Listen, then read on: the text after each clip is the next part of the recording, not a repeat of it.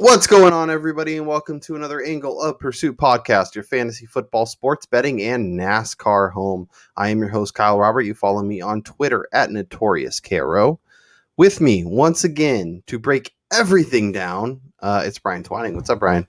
What's up, Kyle? I just had to say I had to come show up rocking my old school Jay Novacek jersey to give props to my Dallas Cowboys, even though they got their butts spanked on the Hall of Fame game. Yep.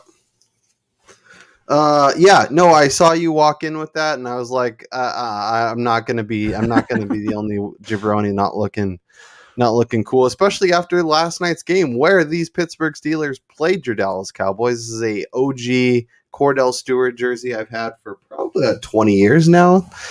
It really makes me feel old when I think about that, but that's neither here nor there. Thought it would be a fun little shenanigans for us to get into early. Today we're talking flag plant players, Brian. Each got three names that that we want to dive into. Three guys that in a perfect world, we're not leaving drafts without if we can avoid it. Like if someone's going to go crazy and draft in 2 rounds ahead of ADP, then maybe at that point we don't get there. But our goal going into these drafts is to get as many shares of these players as we can, whether it's best ball, whether it's season long, all that good stuff. So, Brian, I will give you the tee, and I will let you go with your first option, which is Clyde EdwardsHelaire. We're using fantasydata.com for all this, their PPR ADP. He is your running back 13. He is the 17th player overall. Talk to me about CEH and your excitement for him. Yeah, I'm just really, really excited to see the way he's grown in this offense after seeing Kansas City seldomly used him over the duration of last year. I mean, we saw late last year they just started to rotate Darrell Williams in, and of late there's more talk about Darrell Williams is going to have a role, and Jerick McKinnon is really showing out as a receiver. Poo-poo all that crap. They did not go up into the first round to draft this guy, and he did not get compared to Brian Westbrook by Andy Reid because they're not going to use him as a player that they want to the ball in his hands 15 to 20 times per game. I just think that this year in this offense with probably an improved offensive line for Patrick Mahomes, I think they get a little more committed to the running game. We start to see Clyde Edwards-Helaire approach 200 carries. He was already on pace for about 70 targets last year before he missed 3 of the 3 games over the regular season. So I think that if we get a full season out of him, I just don't understand. We went from him going in the top 10 last year to now he's going. I mean, the drop is ridiculous at how much further back he's gone. He's not even in the top 12 of running backs right now, according to fantasy data. He's 13th right behind Antonio Gibson, right in front of Joe Mixon. So this is a guy that if I'm picking near the back end of the first round, I will happily jump the gun, take him, and then get back into the wide receiver room with my next pick in the second round. Yeah. I think both of us traditionally lean wide receiver heavy early. I think CEH is absolutely someone that if you want to go wide receiver, grab a running back, and then hammer wide receiver and tight end from there out. I think makes a ton of sense. I'm optimistic like you on what CEH. It's funny. I'm thinking about Najee and how early he's going, and wondering if maybe we're like a year early on him. They still ran the hell out of him, so I'm still optimistic that he can be fun. But it is funny that that basically you can be so sought after and then not quite live up to that, and all of a sudden nobody wants you. Like obviously he's going in the second round. I'm not saying that, but it's funny how fast the narrative can change in a quote unquote down season. He was going as RB 5 or 6 last year, as opposed to right now RB 14. So that just goes to show you the drastic difference. And this is a guy that's going to get red zone work. He's going to get involved in the passing game. Passing game is so crucial for elite rushing seasons, and a big part of why Brian and I are both optimistic. I'm not quite as optimistic as Brian because I tend to find myself drafting other names, but I definitely see the path to a monster season. I, like you, I'm going to start out with running back, Brian, and I feel really gross about it, but Antonio Gibson, RB12, 16th overall. In some of my underdog drafts, he's been kind of in that first round, late first, early second round turn. That's kind of about where he goes pretty consistently, and I'm smashing it anytime I can. I told you I did one today. Started as Antonio Gibson was doing backflips to have that start. I don't traditionally love that, but I was very excited with kind of the direction he's going. But this is a player that at Memphis was a wide receiver for all intents and purposes, and now he's a dominant running back, a running back that as the season went along saw the volume. Yes, J.D. McKissick will probably get a little bit of work. But they did mention, I heard a nugget on, I forget which podcast, I would give them credit. This is a guy that Washington wanted to learn the running back position, so they didn't utilize him in the passing game as much as they probably wanted to, just so he could kind of focus on that, get better there, and kind of get some of his touches there. Now heading into year 2, I expect to see the passing game usage expanded along with the running game, seeing that volume in an offense that, as many questions as we may have about Fitzmagic, with the addition of Curtis Samuel, with the addition of Fitzmagic, with Logan Thomas's breakout, with F1 Terry McLaurin there, this offense could be pretty dang good in an NFC East that has a lot of questionable defenses. And I'm buying all the Antonio Gibson I can, especially as if he was the 103 or 104, from a cost standpoint, I don't know that I could get there, but I'd understand the potential upside. But you're getting him basically, if you can get him in the second round as a guy that when we're heading into 2022 drafts could be, it could be Zeke, or it could be McCaffrey, Henry, Gibson. Yeah, I could definitely see that happening. I mean, you're looking at a division that outside of their own defense, I mean, the Giants, they took strides last year, and I do think that their defense will be difficult to move the ball on, but Dallas and Philly, their defenses suck. And then as much crap as we talk about Ryan Fitzpatrick being a turnover machine and just taking too many chances, I think the addition of him and teams knowing now that they're not going to be afraid to throw the ball is just going to open up the running game that much more for Antonio Gibson. And like you said, he's going to be implemented more in the passing game this season. So I don't know. I love Washington this year. A lot of people are downplaying their potential to repeat as champions. I think that all their numbers are far too low. I think that with Ron Rivera there as head coach, I think this whole team is set up to succeed, and Antonio Gibson being probably the major benefactor of all of it. Yep. I like it. I like it a lot.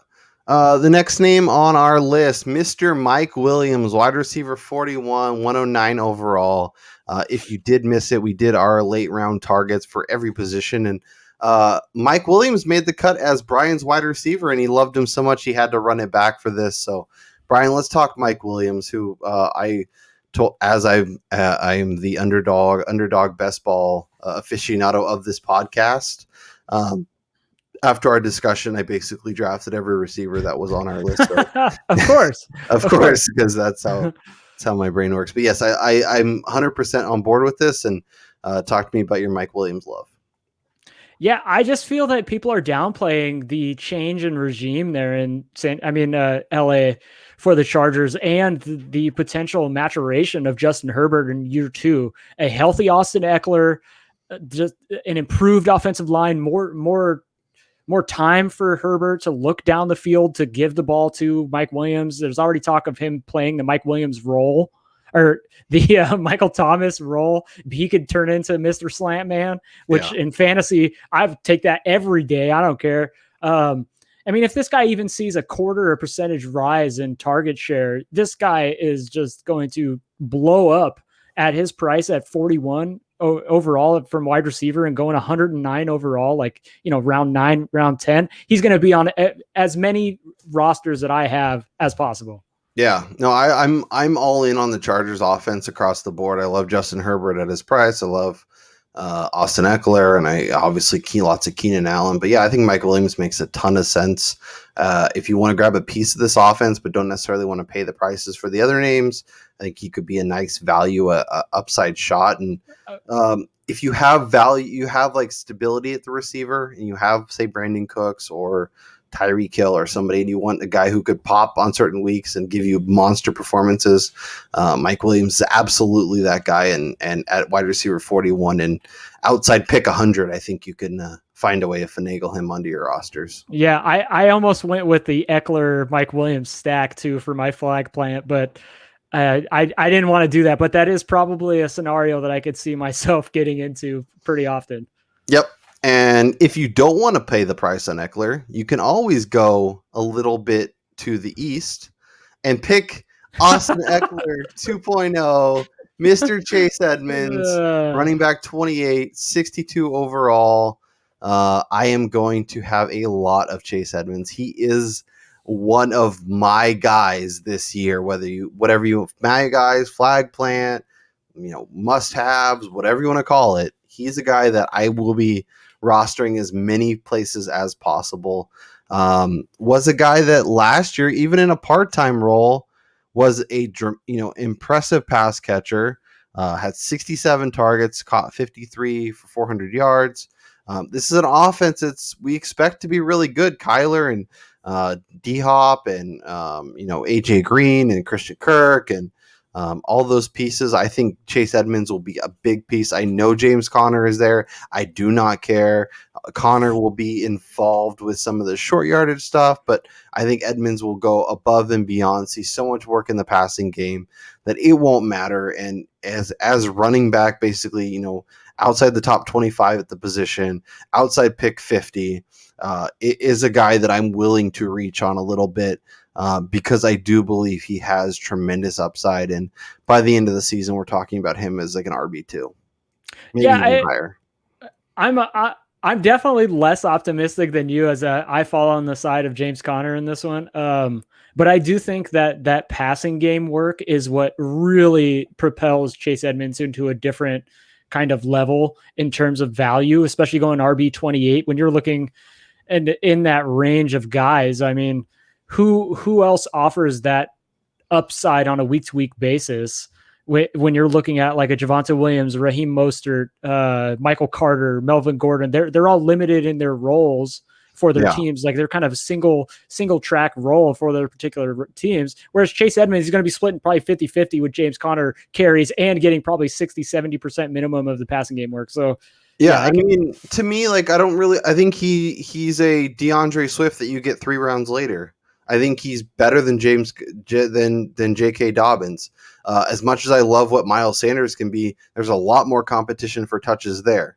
And you're just looking at a guy that has between the work that late round quarterback J.J. Zacharyson did in terms of backfields with a lot of uncertainty, with some other stuff that I've read. You need the volume in the passing game. You need 4 to 5 targets a game. You need a guy who could emerge in a high quality offense. You need a guy who's typically the running back going first is the one that's more interesting. All of this points to Chase Edmonds being a guy that all of a sudden we're talking about as a 2nd or 3rd round pick next year, and a guy who finishes at the top 12 at the position. And somebody I won't be leaving drafts without. And the best part is, if it doesn't work out, if he's a flop, or even if he's in some sort of timeshare, like if he's in a timeshare with James Conner, I'm fine with that at his cost. I think the upside's beyond that. But if you're talking about a guy in the 5th or 6th round, especially if you want to do wide receiver heavy, he's going to have value each and every week. And if he absolutely flops, then yeah, I mean, obviously it's not ideal to spend a 5th or 6th rounder, but it's also a hell of a lot easier to move on from that than drafting Miles Sanders or J.K. Dobbins or somebody in round 2, and them flopping on a similar level. So I'm 100% in on him. We're gonna dig real deep for this one, Brian. If you checked out our tight end show, you'll know where Brian is headed with this one. Dan Arnold. It's not QB, it's tight end 35, but tight end 35, 359 overall, beyond free in your draft. the drum beat is going in Carolina. I've The words retweeted are popping up. numerous reports Yes, already. and I'm loving every second of it. Please keep sharing those. Because that drum beat, I picked him up in a dynasty league. I've been drafting him in best ball super late. I love this call. Yeah, so admittedly, this is definitely, I wouldn't call it a homer pick as much as like I'm praying that this turns out to be right, because I've been rostering Dan Arnold in a dynasty league for the last 4 years, just waiting for him to pop and get his opportunity. And last season, we finally saw what he could be with the way that the Cardinals utilized him down the field. And early reports out of Carolina are this dude and Sam Darnold, the Darnold to Arnold connection is real in Carolina. Darnold to D Arnold. I love it. Dude, I just cannot wait for him to explode onto the scene. Guaranteed next year, or I'm not going to guarantee this, but I definitely see him being a top 12 option at the beginning of the 2022 season at the tight end position, knowing that he's going to be in a role where he's going to see plenty of opportunity as a receiver from the position, knowing that Carolina is sick and tired of Ian Thomas. Yep. And both of us were on the Ian Thomas hype train last year. That was dumb. But the Joe Brady experiment is working, and I expect to see this guy put Dan Arnold in spots to be super productive. And with Robbie Anderson and DJ Moore and a lot of people occupying a lot of eyes from the defense, Dan Arnold could be in a position to feast. Now, we're not saying he's going to like challenge Kelsey and Kittle and Waller, but this could be a fringe top 12 guy, in deeper leagues, top 15-ish. If you're in dynasties, floating around a lot of waiver wires. If you're in best ball and you're doing the Carolina stack, could be a nice way to add to that. And he's basically free. So he's free. Even if you don't want to draft him, if you just want to keep him on your waiver wire, he could be another name that just keep an eye on it. Just keep an eye on it and see what happens. Well, so this is kind of something that I practice pretty much every year as somebody who does not take a tight end early on in drafts. Is I would prefer to wait till my last pick, or even if I don't have to, not draft a tight end and then just let my roster evolve and wind up signing one. And a guy like Dan Arnold, to me, fits the mold for somebody who has the potential to finish as a tight end one over the duration of the season that I can get for free. And I'm going to say that right now, I guarantee he finishes inside the top 12 at the position in the 2021 season. Love it. I'm looking at ADP right now. Names like Noah Fant, Irv Smith, Cole Kmet. Like, there's names that a lot of people are excited about the possibility of drafting. And even if you don't draft Arnold, you draft one of those guys. And then you take Jonnu Smith, and they're not performing. He's a perfect fallback option that will be on waiver wires, and you will be able to add. So I like that call quite a bit. Brian, we couldn't do one of these shows without my final name. Like, it's just, it's just, it had to be done. It's Daniel Jones. That's my guy. I'm going to probably look like an idiot after the season, but there's so much potential, even with a banged up Kenny Golladay, that this guy returns top 10 to 15 upside at the position, maybe even higher. I mean, I've gotten a little reckless on Twitter with my top 5 call, but like I'm not exactly predicting that. But if everything clicks there, if Saquon's healthy, if Evan Ingram returns to forms we've seen before, if Kenny G is there, and Sterling Shepard and Darius Slayton, and we'll see about Kadarius Toney. He's kind of trending in the wrong direction, but there's so many pieces and names and possibilities there that, like, there is a world where Daniel Jones is a top 10 to 12 guy, and we're starting him every week, and he's got the rushing floor for safety. And I know Jason Garrett's there, and I know it's terrifying. No, he's not Jason Garrett. He's coach. Okay. Oh, okay. Good to know. Yeah. But there's a world where Daniel Jones is absolutely worth your time. Maybe it's super flex, maybe it's deeper leagues, maybe it's, if you draft. Yeah, I don't know. I draft him. And then you can always fall on a Kirk Cousins, Ryan Fitzpatrick, Cam Newton, whatever on the waiver wire if he looks like garbage. But I'm optimistic that he can be a difference maker this year. And at QB 27, if you want to wait till your last 2 picks in the draft, take Daniel Jones and Dan Arnold and send us a thank you letter at the end of the season. We won't be upset.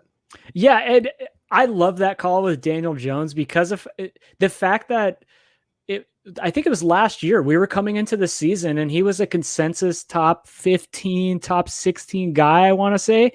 So I know he kind of floundered last year, but there was really nothing on the outside for him to throw to. They had so many injuries at the receiver position that he didn't have anything. He looked kind of lost. Saquon was out for the entire year. So again, the talent is there. If everyone's healthy on the offensive side of the ball, he's got the pieces to produce the numbers. And with his wheels, he could definitely put up some QB1 weeks. So when you're looking at guys that are going ahead of him right now, I mean, Ben Roethlisberger, Justin Fields, we don't even know what kind of playing time he's going to have. Winston, Ryan Fitzpatrick, Tua, Cam, Derek Carr. I mean, they all kind of fall under the same category. And when you're looking at upside, Daniel Jones has just as much upside as any of those guys. So Yep. I love me some Daniel Jones this year. Not a sentence I thought I'd be uttering at this point, but here we are.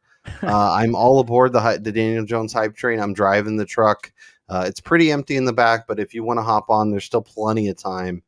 So yeah, Daniel Jones, guy that I'm 100% on board with. Brian, this was fun. Good to talk. Good to talk some names. We will be back. We'll be back breaking down our guys to fade at current ADP. Guys that we just don't believe in terms of what you're having to pay at the draft table are worth that price. We have a ton of good content up on our YouTube, and as well as if you're checking out on the podcast, thank you for doing that. If you're on iTunes, rate, review, 5-star, really does do a lot. Share our content with as many people as you possibly can. It really does a lot to help keep this show rolling. Check out our latest with Harmon. Check out our betting stuff. Check out our NASCAR DFS stuff. We're busy beavers in August and trying to make as much free content as we possibly can for you. That's Brian Twining. I'm Kyle Robert, and we'll talk to you guys next time.